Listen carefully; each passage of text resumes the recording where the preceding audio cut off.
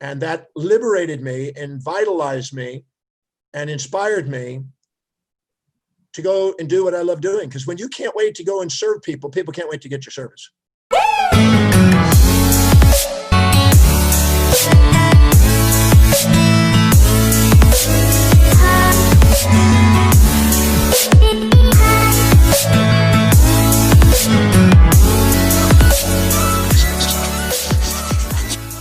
I think the process of getting, for me, well, just I can speak for myself here.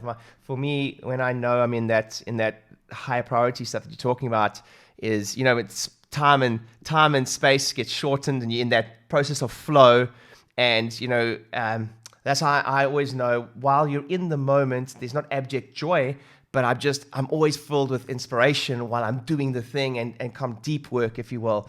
I would love to just ask you, you know, it's interesting because I've heard you tell the story about how you realized that the highest priority thing to grow your business, your practice at that point, was to do talks. And it's something that we heavily speak about in my group now, about getting out there and one-to-many and impacting many. I would love to know your journey. How do you think your journey might have differed if social media had a bigger part to play in an early stage? Because I've actually thought about that with your story before, and I've gone, gee, I wonder what Dr. John would have done if there was a Facebook, if there was a Instagram, etc. And then after that, I'll open up to some questions. So guys, get some questions ready for Dr. John if he doesn't mind answering some. But I'd love to ask you that question.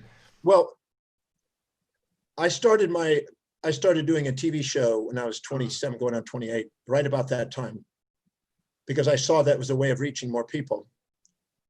And I put a competitive show together to Dr. Red Duke, who was on channel 26. I started one on 20. And then first we did it in a studio. And then finally I said, no, I want it in my office. I want people to see what I actually do here. I want to be a live, real show. Mm. And that helped. I also did radio shows. I would do them at lunch. I would do them whatever time. I didn't care what time it was. So I was on a relentless pursuit of the fulfillment of what I felt was my divine master plan, the mission plan that was the most inspiring to me. And, you know, I didn't care about a lot of the things that some people were focused on. I was interested in serving every greater numbers of people. Hubert Hal Bancroft, in his book, the Book of Wealth, which I was blessed to get a copy, an original copy, he said that there were three things to the fortunate. They feel inside their heart that they are called to serve vast numbers of people. They feel that they're designed to elevate the standards of society, not by buying nice stuff to show off narcissistically, but to invest in inspiration to raise the standards so people can move up the standards of creativity. And then the third one was that they had transcended the illusions of morality associated with money. It's neither good nor evil. You're nothing to infatuate with or resent, but to not attach to it, but to know that it's simply a measurement system of sustainable fair exchanges in the world. And so I realized that, you know, the focus has to be, the innermost dominant thought has to be of service, but not at your expense of yourself altruistically, not at the expense of them narcissistically, but as a sustainable fair exchange with equanimity and equity. So I tried to center myself. I found out that when I lived in my highest priority, I was the most objective, most even-minded, most fair exchanged. And so all I had to do is focus on making sure I stuck to priority. And I kept a record on little index cards of what was the highest priorities each day. What are the highest priorities I can do today to fulfill my mission on earth? And Mary Kay from Mary Kay Cosmetics, who I spoke to 4,500 women at the Anatole in Dallas one time, she's the one that told me that one.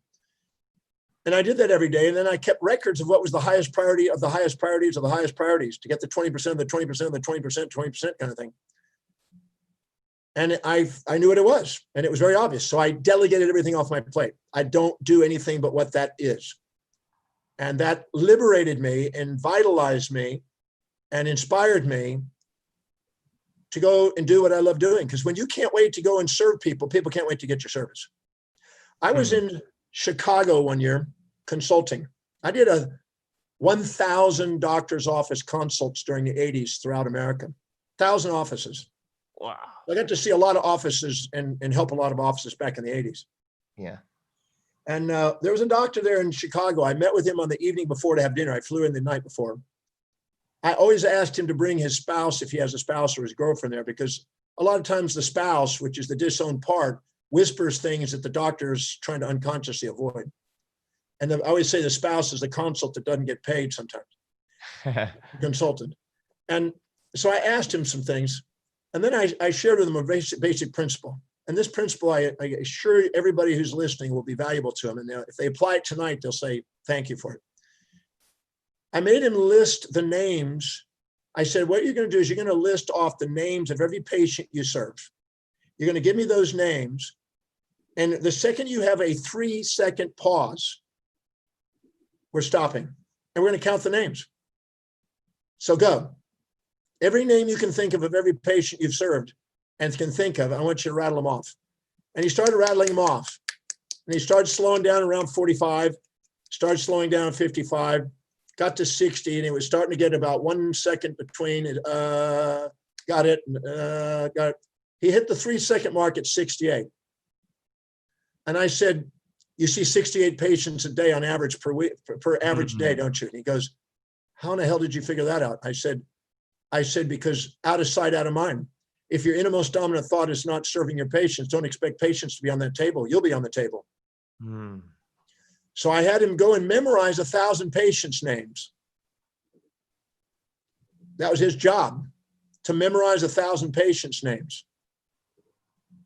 Went to 120 patient visits more. I mean, that's another 52 or so patients a day went up when he did that. Because now, instead of going to sleep thinking about himself and thinking about everything else, he was thinking about his patients. And the coronavirus is St.Corona. It's going to make you more efficient and effective at being a master of who you are authentically, and hold you accountable to do the things to help you get what you say you want, and make sure it's really what you want. And it's going to separate the masses from the master. And it's going to make sure that they are really committed to being of service to people. And the moment they do, their practice is going to boom like it's not been before. So it's not the world on the outside that's ever anything but a feedback to awaken the master in the world on the inside. That's all. Nice. Amazing. Awesome. I wrote down that St.Corona, and to be able to look back, and you started with this. You said, what's happening right now? If you're to ask that question, why is this happening, or what is the reason, what's the purpose of this happening for me to fulfill my highest potential or purpose? I think we could all gain a lot from that. Hey, thanks for watching the video, and hopefully you found it helpful. If you have found it helpful, you might want to grab one of my free books called New Patient Avalanche. It's exactly how we grew our 8 practices, $7 million worth of turnover, 10,000 new patients every single year. It's the exact marketing blueprint we use for that. It's completely free. All you do is pay for shipping. So click on the link or go to my website, dcpracticegrowth.com, and grab your free book. We'll send it to you and some other resources. It's free. All you do is pay for shipping. Go to the website. See you on the other side.